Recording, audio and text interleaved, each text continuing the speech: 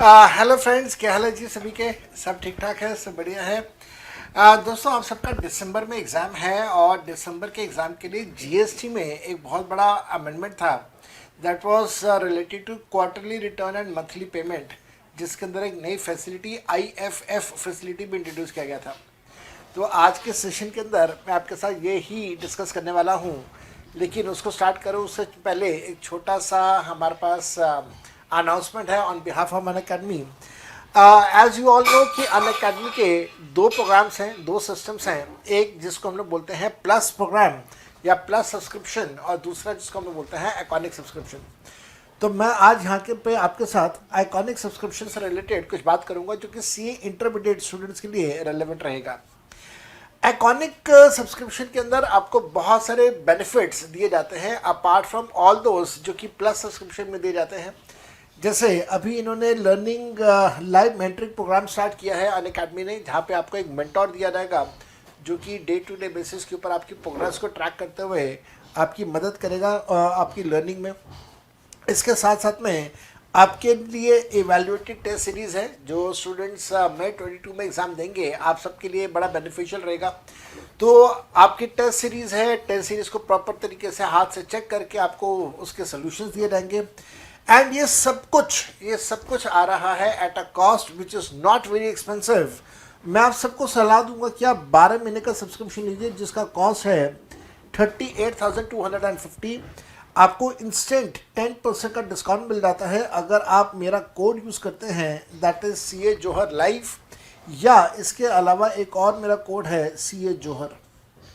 तो CA जोहर या CA जोहर live code अगर आप यूज़ करते हैं तो आप ये कोड यूज़ करके इंस्टेंट 10% का डिस्काउंट ले सकते हैं और फिर आप इसमें अपने सब्सक्रिप्शन को एंजॉय कर सकते हैं।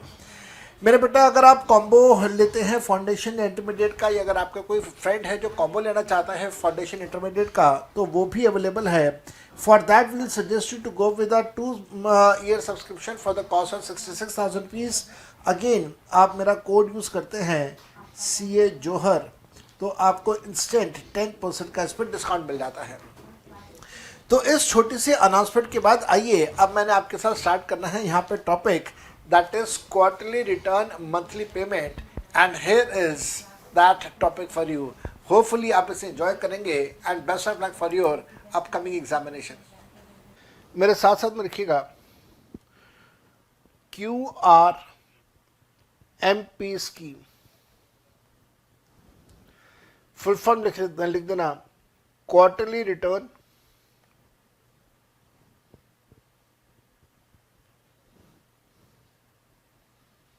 quarterly return and monthly payment। Quarterly return and monthly payment नया कंसेप्ट है और इस वजह से रूल नंबर भी नया है 61A।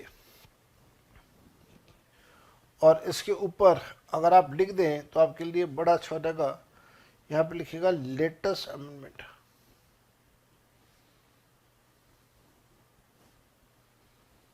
Latest amendment. ध्यान से एक एक बात को लिखना स्टार्ट करेंगे हम लोग। पॉइंट्स में लिखेंगे। Point number 1, this is a new scheme introduced from this is a new scheme introduced from 1st January 2021। तो इसी साल नई स्कीम आई है, लेटेस्ट अमेंडमेंट है इसी वजह से। Point number 2, QRMP is a scheme is an optional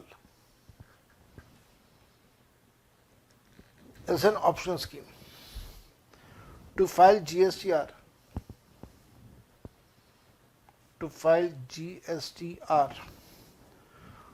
for the taxpayer या रजिस्टर्ड पर्सन, आप कुछ भी कह देना, whose turnover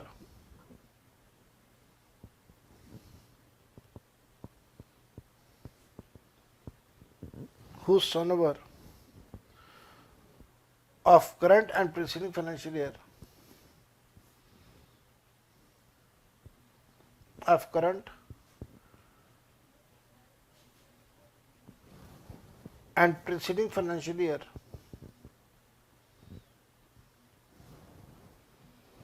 of current and preceding financial year is less than or equal to 500 lakhs.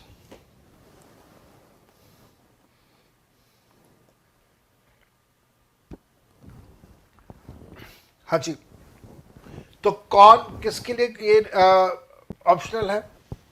Optional है हर उस व्यक्ति के लिए, हर उस टैक्स पेयर के लिए जिसका करंट ईयर का टर्नओवर और पिछले साल का टर्नओवर दोनों का ऐड नहीं करना, एग्रीगेट नहीं करना, दोनों का अलग अलग चेक करना है। करंट ईयर का टर्नओवर या पिछले साल का टर्नओवर 500 लाख से कम है। जिसका भी 500 लाख से कम का टर्नओवर होगा, 5 करोड़, 500 लाख का मतलब हो गया 5 करोड़, तो उसके पास चॉइस है वो क्वार्टरली रिटर्न मंथली पेमेंट करना चाहे या फिर मंथली रिटर्न और मंथली पेमेंट करना चाहे। तो मर्जी की बात आ जाती है, जैसा आपको अच्छा लगे आप वैसे कीजिए। पॉइंट नंबर 3 लिखिएगा। Point number 3, such small taxpayers, such small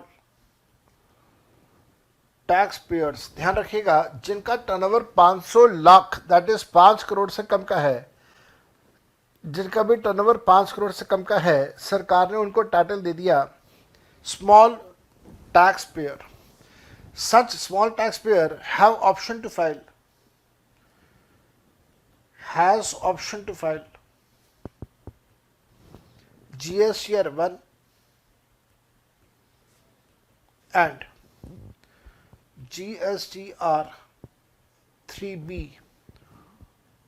on quarterly basis.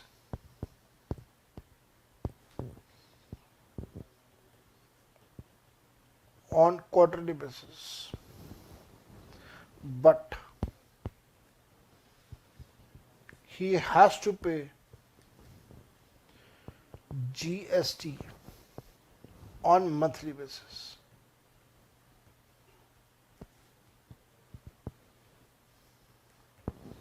तो एक बहुत बहुत भयंकर यहाँ पे स्थिति बन जाती है, जहाँ पे, यहाँ पे लिख लो पहले मंथली बेसिस, जहाँ पे आपको रिटर्न अपनी क्वार्टरली बेसिस पे सबमिट करनी है, लेकिन अपने सारे टैक्सेस आपको मंथली बेसिस पे पे करने हैं। और मेरी बात फिर ध्यान से सुनना, मैं यही चाहता हूँ हमेशा कि आप लोग क्वार्टरली काम ना करें, मंथली काम करें। कारण है कि जब आप क्वार्टरली रिटर्न सबमिट कर रहे हैं, पेमेंट तो आपको मंथली ही करना होगा और हर महीने आपको पेमेंट करना होगा। तो जब आपने हर महीने पेमेंट करना है, उसके लिए आपको अकाउंट्स बनाने पड़ेंगे, सारी अकाउंटिंग करनी पड़ेगी। जब सारा काम हो ही रहा है तो डॉक्यूमेंट सबमिट करना भी तो एक मेयर फॉर्मेलिटी है।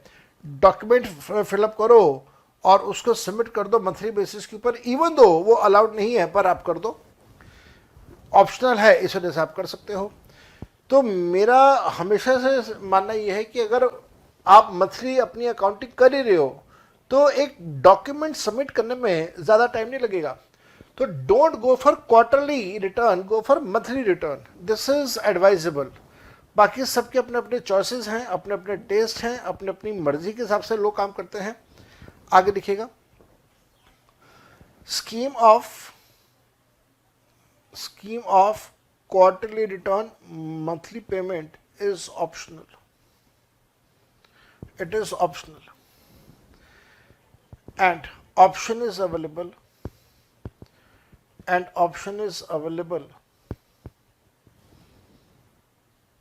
on GSTIN wise.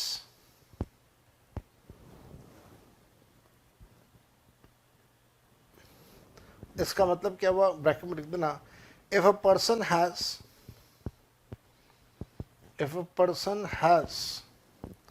more than one registered more than one registration, more than one registration with same PAN,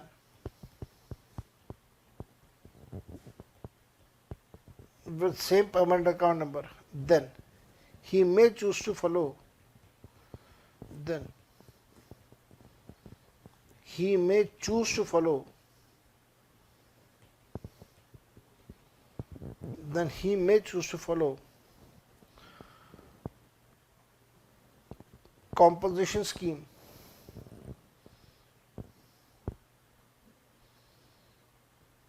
for some taxpayers and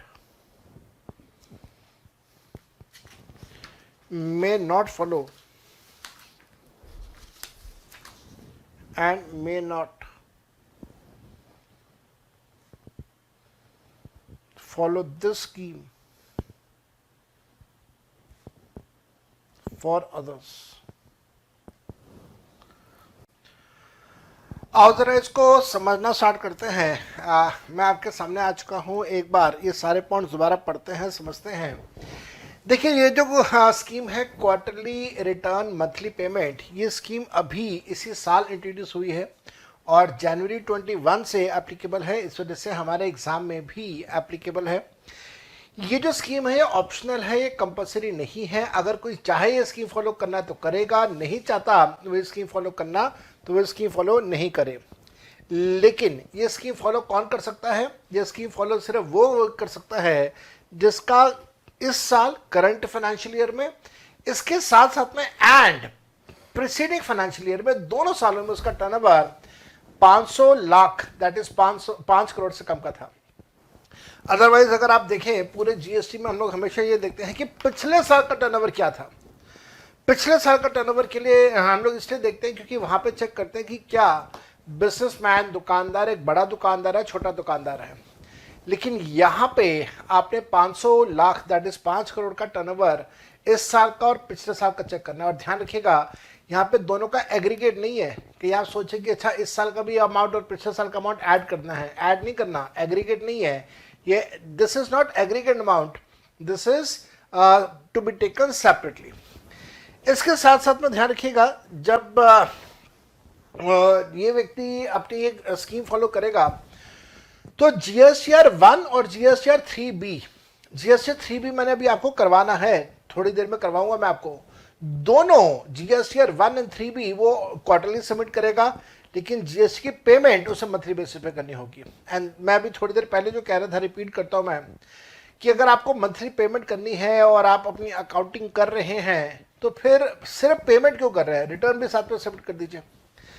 इसके साथ साथ में ये जो स्कीम है quarterly return monthly payment optional है और ऑप्शन जो है ये जीएसटीएन नंबर के हिसाब से होगा। जीएसटीएन नंबर के हिसाब से होगा, इसका मतलब क्या हुआ?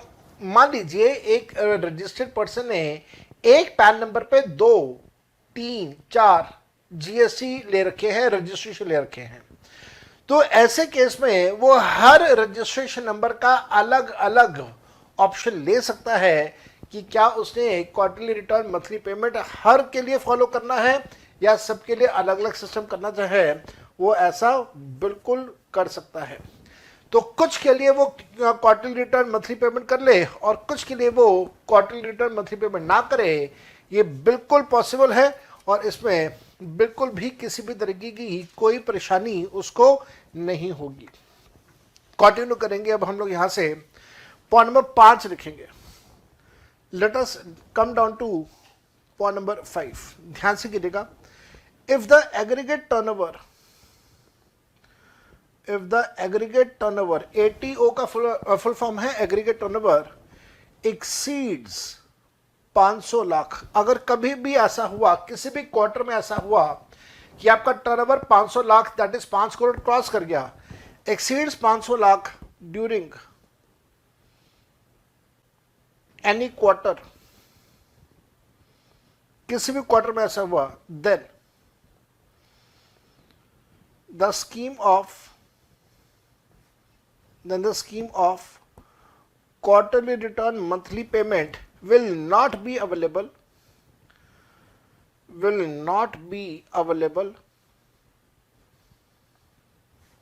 from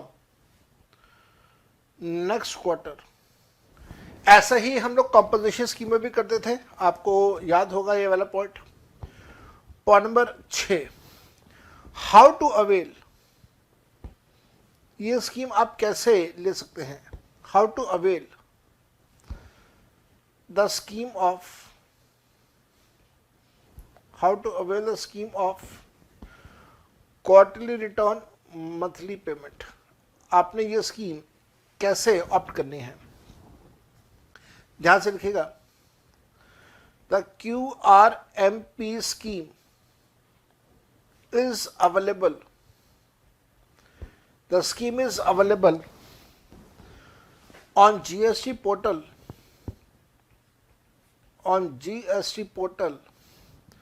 throughout the year, throughout the financial year, पूरे साल ऑप्शन अवेलेबल रहेगा आपके पास। Any person who decides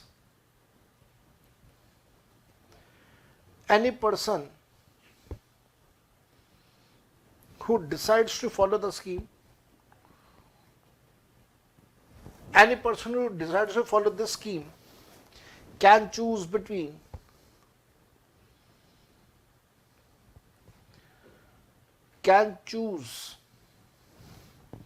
to follow the scheme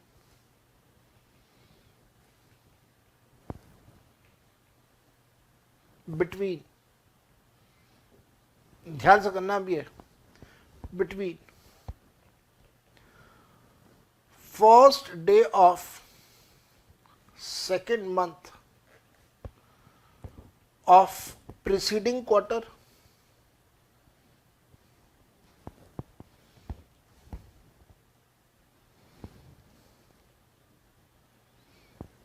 and last day of first month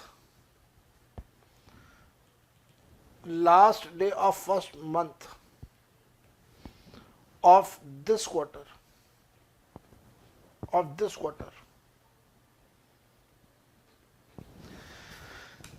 however, अभी एग्जाम्पल लिखवाऊंगा मैं आपको इसका। however, quarterly return monthly payment scheme can be followed only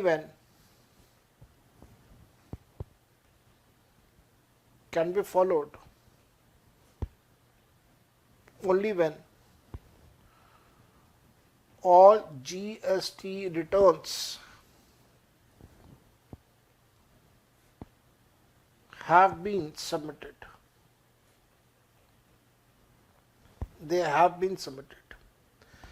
तो ये मैंने आपको बड़े अच्छे तरीके से यहाँ पे सारे नोट्स लिखवा दिए, मैं आपको समझा देता हूँ।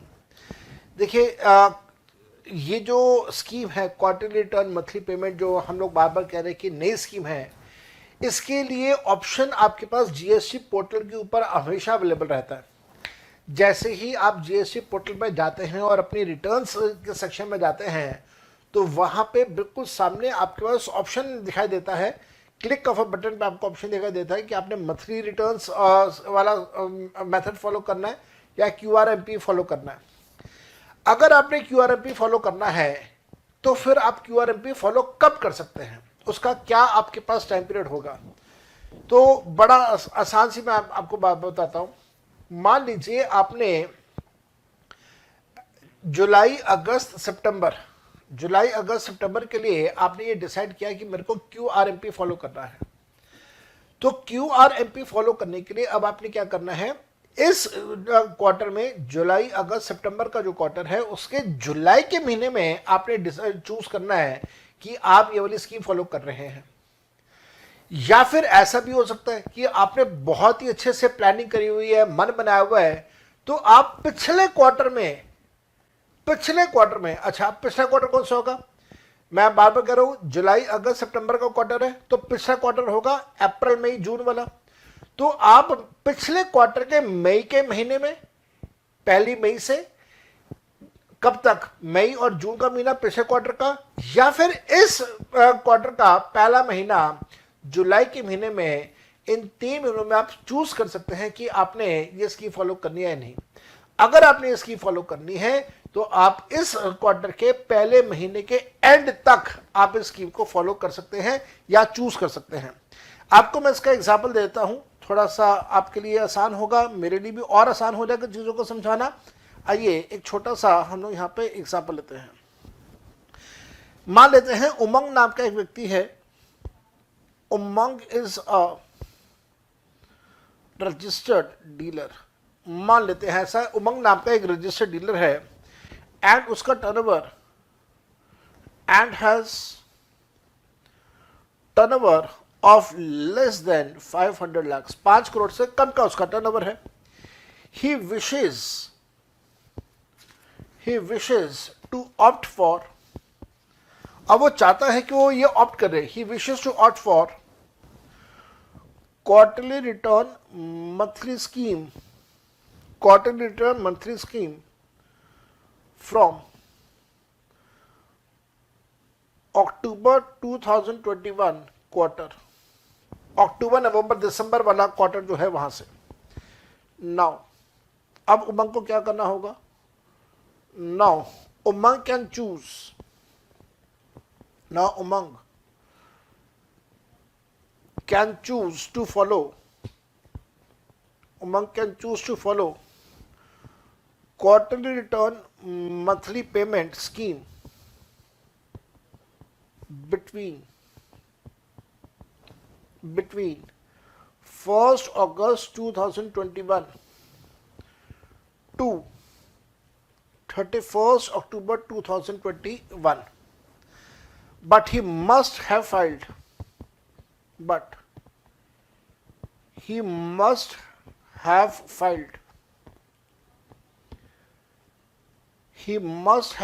उसको अपनी सारी रिटर्न सबमिट करनी होंगी।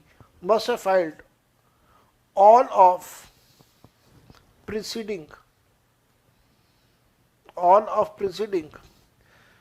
GSTRs as on the day of exercising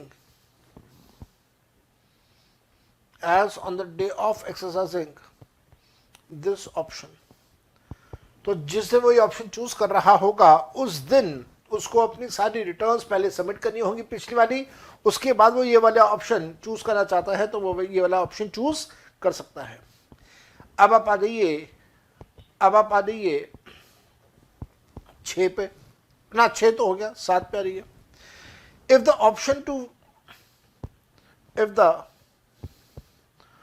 option to follow QRMP is once followed, एक बार अगर आपने इसे फॉलो कर लिया, it can be followed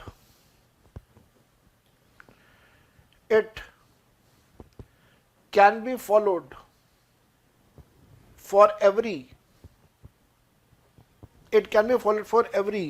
subsequent quarter.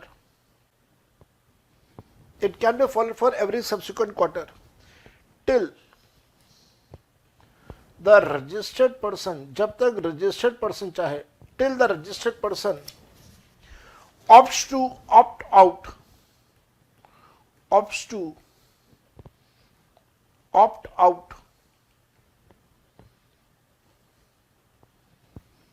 of the scheme। क्या मतलब है इस बात का? इसका सीधा सीधा मतलब ये हुआ कि अगर एक बार इसकी फॉलो कर ली तो आप कॉन्टिन्यूसली हर बार इसकी फॉलो कर सकते हो। जब तक आपका टर्नओवर 5 करोड़ से कम का है तब तक आप इसकी फॉलो कर सकते हो। हाँ, लेकिन अगर आपके मन में कभी आ गया कि नहीं साहब अब मेरे को ये स्कीम और फॉलो नहीं करनी, मैं तो मंथली रिटर्न मंथली से पेमेंट की स्कीम में जाना चाहता हूं वापस, तो आप वापस आ सकते हैं। अब आप पूछेंगे सर एक बार वापस आने के बाद दोबारा से क्वार्टरली रिटर्न मंथली पेमेंट में जा सकता है? Again the answer is yes, वो बिल्कुल जा सकता है, कोई रोक टोक नहीं, कोई मनाही नहीं है उसके लिए। पॉइंट नंबर 8, पॉइंट नंबर 8, ध्यान से लिखिएगा। पॉइंट नंबर 8 क्या कहता है? Be very very careful. Point number 8, if registered person has chosen to follow, if registered person has chosen to follow, एक बार उसने ये फॉलो करना डिसाइड किया, chosen to follow quarterly return monthly payment scheme, then he can file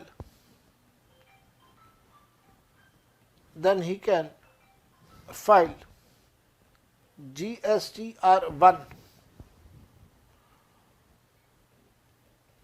on quarterly basis.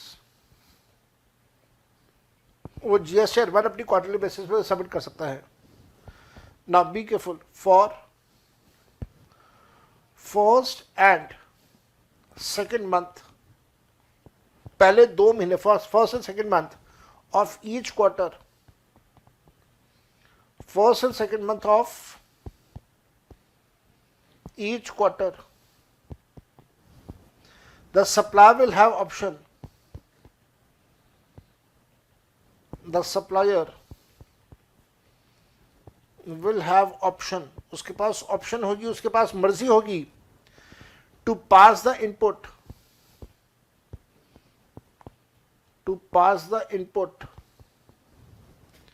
to the receiver,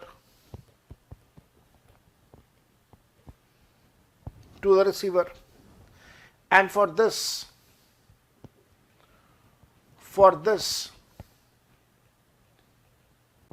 supplier is provided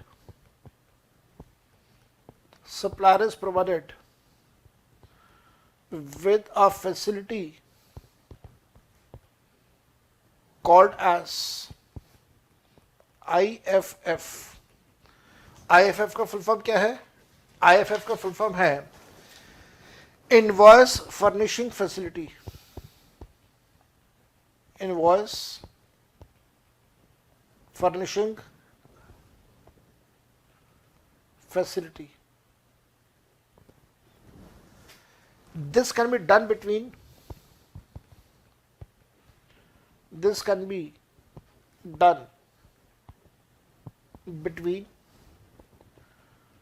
first day and 13th day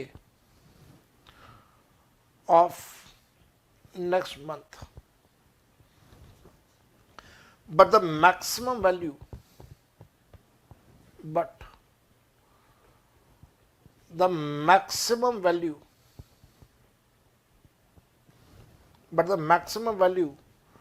of outward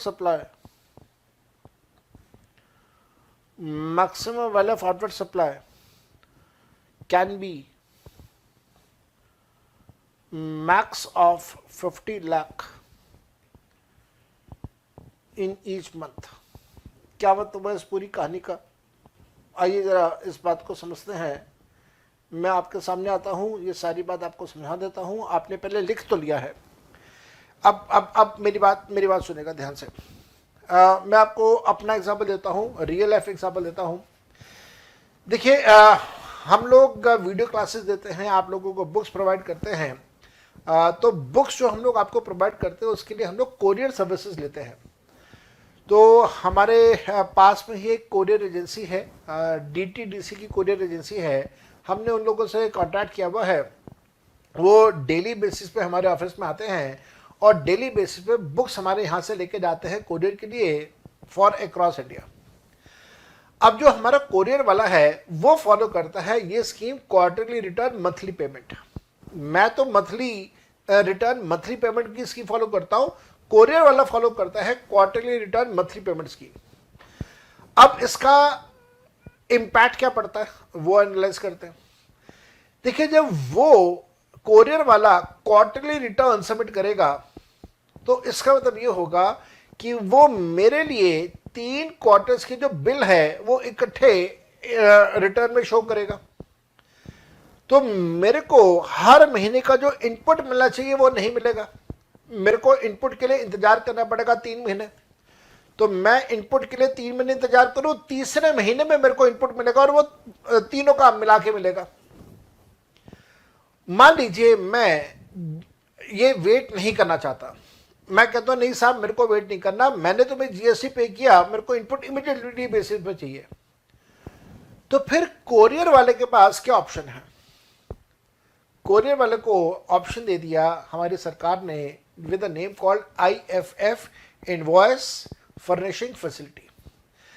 अब courier वाला ये decide करेगा कि भाई मैं तो बहुत सारे लोगों का कोरियर करता हूं, लेकिन आफत मचा रखी है ज्ञान गुरुकुल वालों ने, जसप्रीत सिंह जोहर ने आफत मचा रखी है।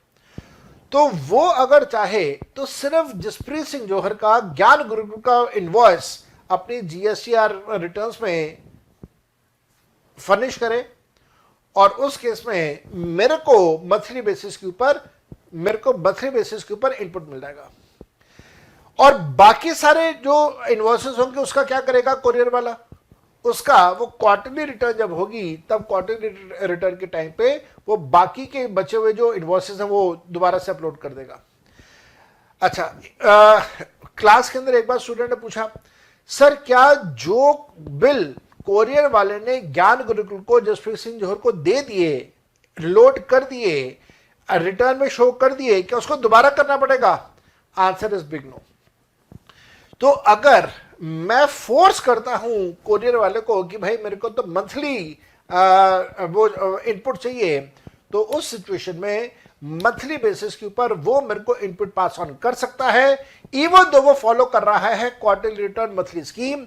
और जब वो मेरे को ये मेरे को ये स्कीम देगा, तो वो मेरे को ये स्कीम या इनपुट देगा, तो उसके लिए वो स्कीम जो होगी उसका नाम होगा IFF, that is invoice furnishing facility. Continue कीजिएगा। By following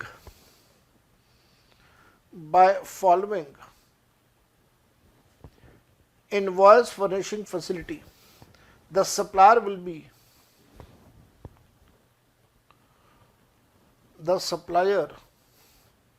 be able to pass on input tax credit to the receiver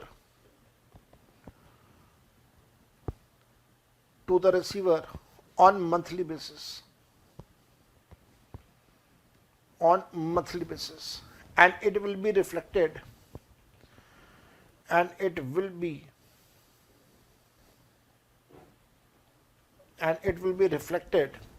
in GSTR 2A and GSTR 2B of the receiver। ये GSTR 2A, GSTR 2B, ये सब कुछ मैं अभी आपको बताने वाला हूं। तो हमारे पास टोटल हो गए हैं 8 पॉइंट्स। पॉइंट नंबर 9 पे जाएंगे हम लोग। Point number 9,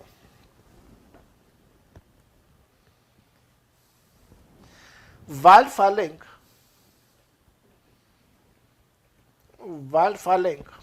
quarterly return, the person need not, जो मैंने अभी समझाया था आपको, the person need not, यहां पे रजिस्टर्ड पर्सन की बात हो रही है तो लिख देना registered person, need not give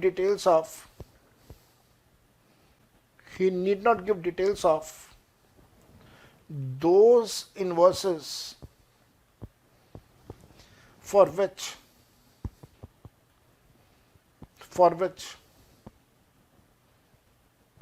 details were given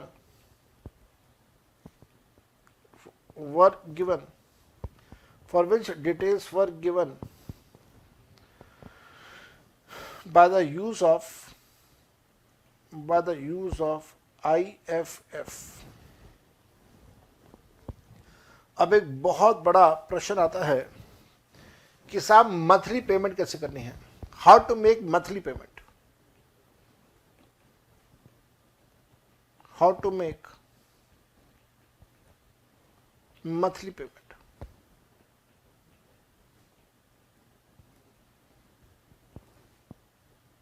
How to make monthly payment? The monthly payment of GST has to be, मेरे साथ साथ में लिखिएगा, monthly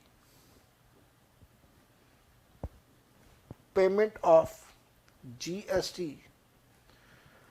has to be done, ये तो करना ही करना होगा, by use of form number GST PMT 06. This has to be done. This has to be done till 25th day of next month. 25 तारीख दे दी आपको, 25 तारीख तक आप पेमेंट करें। 25 तारीख कौन सा? अगले महीने की 25 तारीख। He can follow either of following two methods. इन दो में से कोई भी एक तरीका फॉलो किया जा सकता है पेमेंट करने के लिए। Either of the following two methods to make the payment. पूरा लिख देना, methods to make payment.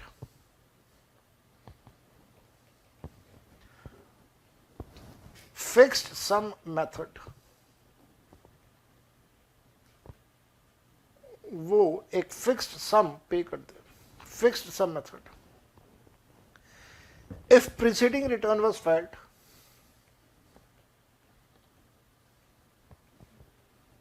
if preceding GSTR was filed on quarterly basis,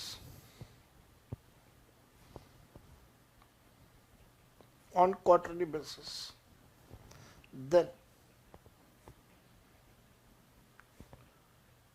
fixed sum of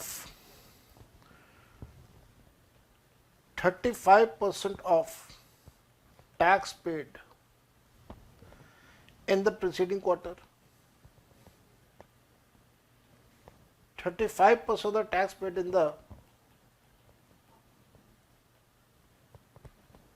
preceding quarter, और अगर if preceding return was filed on monthly basis,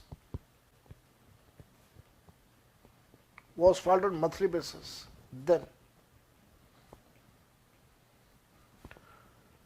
fixed sum of 100% of tax paid during the preceding month,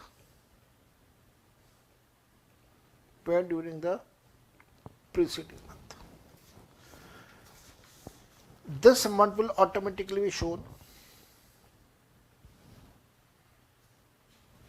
This amount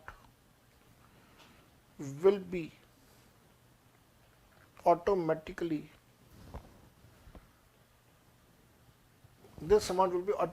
shown in GST PMT 06। मैं ये आपको समझा देता हूँ, ये बहुत आसान है। देखिए हम लोग यहाँ पे ये डिस्कशन कर रहे हैं कि अगर किसी ने सोच लिया है, मान लिया है कि मैंने quarterly return monthly payment scheme follow करनी है, तो मंथली पेमेंट कैसे करेगा। देखो अगर आपको ध्यान हो तो मैं पिछले 1 घंटे से जब से टॉपिक करवा रहा हूँ तब से मैं आपको बार बार ये कह रहा हूँ कि साहब उसको अपनी प्रॉपर अकाउंटिंग करनी पड़ेगी। जब वो अकाउंटिंग कर ही रहा है तो मंथली काम कर ले, क्वार्टरली काम क्यों कर रहा है, क्वार्टरली रिटर्न सबमिट क्यों कर रहा है, मंथली ही कर ले। ऐसा नहीं है, असल में ऐसा नहीं है। सरकार ने ये कहा कि साहब आपकी कितनी लायबिलिटी बनती है, हम उस लायबिलिटी को एक अंदाजे से कैलकुलेट कर लेंगे, एस्टिमेट कर लेंगे, और उसका हम आपसे क्वार्टरली बेसिस पे, मंथली बेसिस पे 3 महीनों में थोड़ा थोड़ा करके पैसा ले लेंगे। अब आपकी कितनी लायबिलिटी बनती है उसका अंदाजा कैसे लगाएं। तो सरकार ने कहा भी ऐसा है, आपने पिछले क्वार्टर की रिटर्न सबमिट करी होगी। अगर आप क्वार्टरली रिटर्न सबमिट कर रहे हैं तो पिछले क्वार्टर की रिटर्न सबमिट करी होगी आपने। जितनी रिटर्न आपने पिछले क्वार्टर में सबमिट करी है, अंदाजा है उतना ही आपका इस साल इस क्वार्टर में भी आपकी रिटर्न होगी। जितना काम आपने पिछले क्वार्टर में किया उतना काम इस क्वार्टर में भी क्या होगा, अंदाजा लगा लेते हैं ऐसा। और उसके बेसिस के ऊपर आपके जितना भी जीएसटी का अमाउंट बनता है, उस जीएसटी अमाउंट को तीनों मंथ में हम लोग बांट देंगे। अब कैलकुलेशंस बड़ी आसान हो जाती हैं। मान लीजिए मेरी 100 रुपये की लायबिलिटी बनती है, तो 100 रुपये को तीनों महीनों में 1/3 बांट दीजिए। अगर मैं 1/3 करता हूं तो वो आ जाता है 33.33%। गवर्नमेंट ने कहा यार 33.33% बड़ी अजीब सी बात है, चलो इसे 35 कर लेते हैं, ऑन द हायर साइड ले जाते हैं, 35 ले जाते हैं। तो आपको महीने में 35% की पेमेंट करनी होगी। तो पहले महीने में 35 करोगे, दूसरे में 35 करोगे, 70 हो जाएगा। तीसरे महीने में फिर आप अपनी रियल लायबिलिटी कैलकुलेट करके जो अमाउंट बचेगा वो 30% का जो अमाउंट बचेगा वो आप पे कर देना। ये तो है क्वार्टरली। लेकिन मान लीजिए अगर आप मंथली ही काम कर रहे हैं और पिछली रिटर्न आपने मंथली बेसिस पे सबमिट करी थी, तो जितना आपने पिछले महीने में अपनी रिटर्न सबमिट करते हुए जीएसटी की पेमेंट करी थी, मान लिया जाएगा कि इसमें आप उतना ही पे करेंगे। तो हर महीने आप उतना 100% के हिसाब से अपनी पेमेंट करते रहेंगे। तो ये है आपके पास एक तरीका जिसको फिक्स्ड सम का नाम दिया गया है पॉइंट नंबर 10 के अंदर, fixed sum method. 35% for every quarter, 35% for every month in a quarter. And then हमारे पास आ जाएगा B part, that is self assessment method. Self assessment method. अब ये सेल्फ असेसमेंट मेथड क्या है, ध्यान से करिएगा। The registered person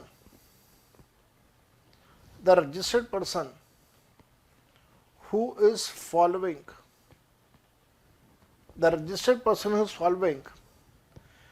QRMP scheme, can pay GST liability,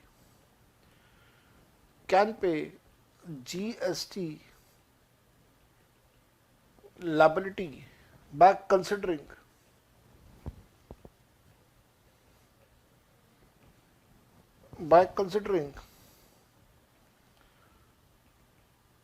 his output GST and input GST. This payment can be done by use of GST PMT 06। तो ये आपका जो फॉर्म नंबर है, if a person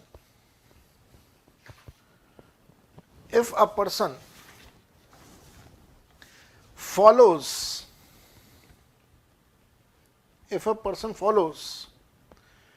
QRMP scheme, then he will get details of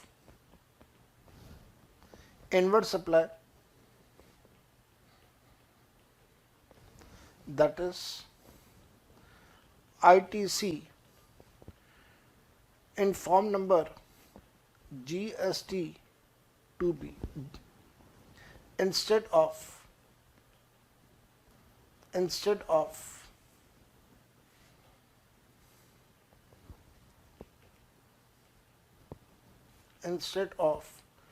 GST R2A। यहां पे भी आप R जरूर लिख दीजिएगा, GST R2B। तो मेरे बेटा इस बात को आप हमेशा ध्यान रखिएगा, कि अगर कोई भी व्यक्ति अगर अपनी इनपुट्स लेता है, आईटीसी लेता है, तो आईटीसी लेने का तरीका उसका यही रहता है कि जो सप्लायर है वो सप्लायर अपनी जीएसटीआर 1 सबमिट करेगा। जब वो अपनी जीएसटीआर रिटर्न 1 सबमिट करेगा तो उसके अंदर वो मेरा आपका, हम लोग रिसीवर है, मेरा आपका वो अपना जीएसटी नंबर डालेगा। तो जैसे ही वो हमारा जीएसटी नंबर डालेगा तो हमारे पास GSTR2A के अंदर डिटेल्स आ रहेंगी कि इस सप्लायर ने आपको जीएसटी का इनपुट पास ऑन किया है।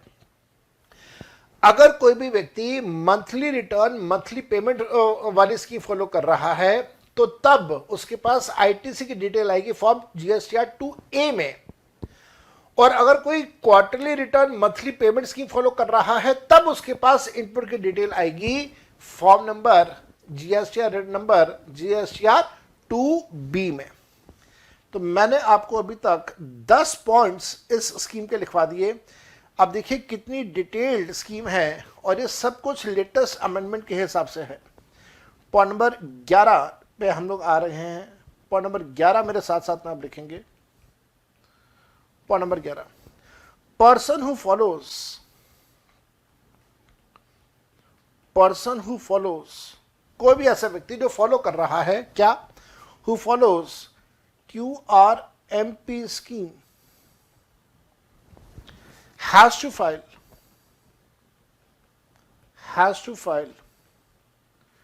his GSTR 3B, that is GST liability वाला उसका जो रिटर्न्स है, GST liability till 22nd और till 24th of next month, till next month after the end of quarter,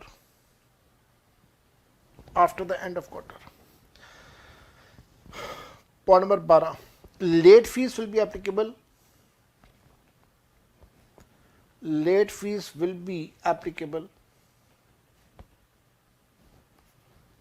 As per section 47 in case of delay. अगर delay होता है तो section 47 के हिसाब से in case of delay in filing of quarterly return. मैं आपको समझा देता हूं। देखो ये जो पॉइंट नंबर 11 मैंने आपको लिखवाया, ये पॉइंट नंबर 11 ये है कि अगर कोई भी व्यक्ति QRMP स्कीम फॉलो कर रहा है तब उसे अपनी लायबिलिटी डिस्क्लोज करने के लिए एक रिटर्न सबमिट करनी होगी जिसका नाम होगा GSTR 3B। तो GSTR 3B मैंने आपको अभी करवाना है, थोड़ी देर वेट करेंगे, अभी करेंगे, थोड़ी देर में हम लोग करेंगे। ये जो GSTR 3B है, इस GSTR 3B के अंदर GST लायबिलिटी की डिटेल्स दी जाती है और ये फॉर्म GSTR 3B सबमिट करने की डेट होगी 22 तारीख या 24 तारीख। अब आपके मन में बात आ रही होगी, सर 22 तारीख किसके लिए, 24 तारीख किसके लिए? तो अभी बताऊंगा। बड़ी हैरान करने वाली बात, बड़ी हैरान परेशान करने वाली बात अभी बताऊंगा आपको मैं कि 24 किसके लिए और 22 किसके लिए। और ये 24 और 22 किसका? क्वार्टर खत्म होने के बाद अगले महीने की 24 और 22 तारीख। और साथ में ध्यान रखिएगा, अगर आपने ऐसा नहीं किया, 24 और 22 तारीख तक अगर आपने सबमिट नहीं किया तो फिर उस केस में बी केयरफुल, उस केस में फिर आपके ऊपर लग जाएगा लेट फीस। और लेट फीस जो है वो लेट फीस जो होगा सेक्शन नंबर 47 के मुताबिक आपसे चार्ज किया जाएगा। तो ये था जी आपके पास क्वार्टरली रिटर्न, मंथली पेमेंट का सारा डिटेल